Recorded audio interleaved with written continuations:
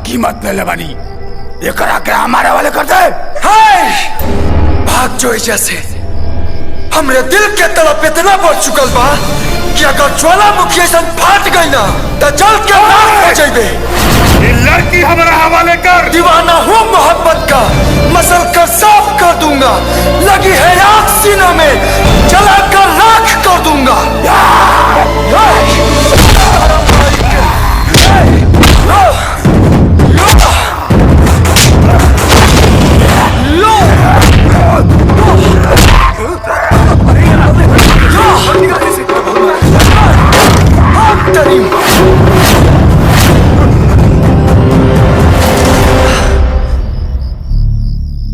पूजा,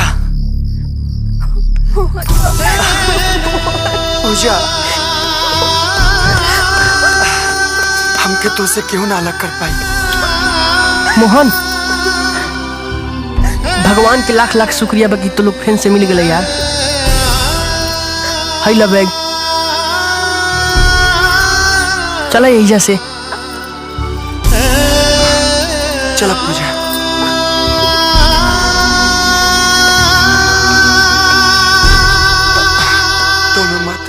इ लोग के कैसे मदद करी समझ में नहीं आवत भगवान। आइडिया। हे प्रभु, रास्ता देखा। मोहन, हाँ तू लोग चल के वही जे रुका, हम आवता नहीं। अरे कहाँ जाता रे? अरे तू चल, हम आवता नहीं, चल। अरे यार, चलो पूजा, अब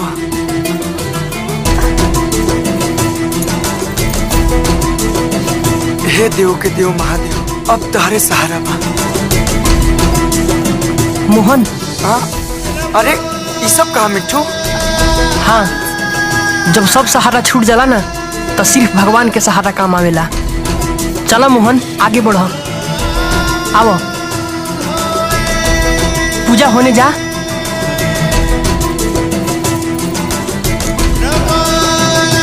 मोहन, भगवान से बढ़ के ये दुनिया में कोनो अदालत ना होला। इला माला आ पहिरा दा पूजा के। ला पूजा।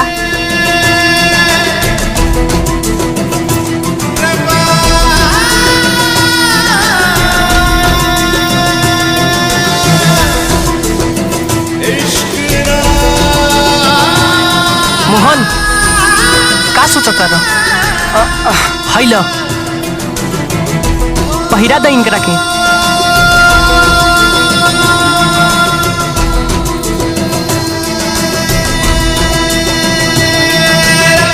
इला सिंदूर आ भगवान के साक्षी मान के भर दा इनकर मांग और दे दे जमाना के सबूत, ताकि तोहर लोगन के समाज में रहे और दुनिया में जिए का अधिकार मिल जाए।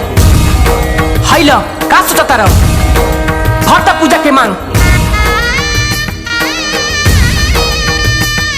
सोचा मत यार, भर दे इनकर मांग। मंगलम भगवान विष्णु, मंगलम गरुड़ध्वज, मंगलम पुंडरीकाक्ष,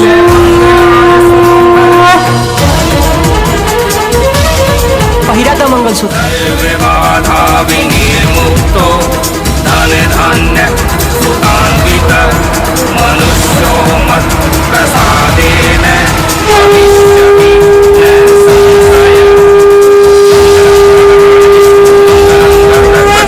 मंगलम पुंडरीकाक्ष, मंगलाय तनोहरि। मोहन, एहिजा तक केहू बड़ बुजुर्ग नहीं खे, जा के भगवान के आशीर्वाद ले लो। जा। आवा पूजा, आवा। अरे पूजा, ई का करत रू पूजा? पत्थर के भगवान तो बहुत देख ले बानी, लेकिन साचो के भगवान तो आज देखा था नहीं। अरे बाप रे, मिठुआ इतना बड़ काम कर रहल बा। मिठू, नेता भैया, ई का हो रहल बा हो? ए भैया, हाँ, ई लोग दोनों हमारे दोस्त था। अरे यार, हम तरह से बर्तन मजवली, झाड़ू पोछा करवली, अपन जूता साफ करेली, तहरा से काका ना करेली यार। तहरा के बुड़पक समझ ली, लेकिन तू आज बहुत बड़ काम कैला यार। अरे यार, आज हम अपने आप के बहुत छोटा महसूस करता। अरे ना, अरे पगले, ई खाली तोहार दोस्त ना, पूरे टोला मोहल्ला के दोस्त है। हेलो। हाँ नेताजी। हाँ नेताजी।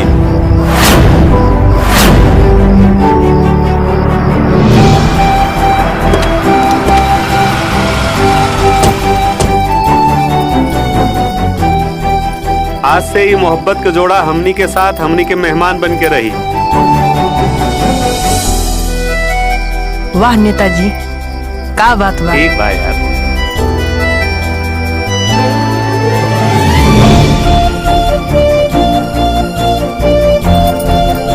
नेताजी, आज से ये लोग मेहमान बनके ना हमार परिवार बन के रही हैं। आइला हमरे रूम के चाबी। और हाँ, आज से 6 महीना तक हम तू लोग से कौनो किराया न ले। तू लोग खूब ठाट से रहा। लेकिन वो दिन ताप हमने के मना कर अरे दिया। बाबू, तब के बाद कुछ और रहे, आज के बाद कुछ और बा, बुझला। अरे आज से हमनियों के बाद कुछ और हो गई। आज से हमनियों आवल जाई, शक जतावे ना हक जतावे, उहो भैया और भौजी के। हमके लागल कि हमार मोहब्बत के समझे वाले जग केहू नहीं के, लेकिन देख लो पूजा, इज्जत तो हमने के पूरा मोहब्बत की दुनिया मिल गई। साचो में सही है भाई कोतवाल, अब डर का है का। अब तोरे लोग के रहा के सगरो व्यवस्था एजा कैल जाई। अब दबाई के तू काम करा और जम के प्यार करा।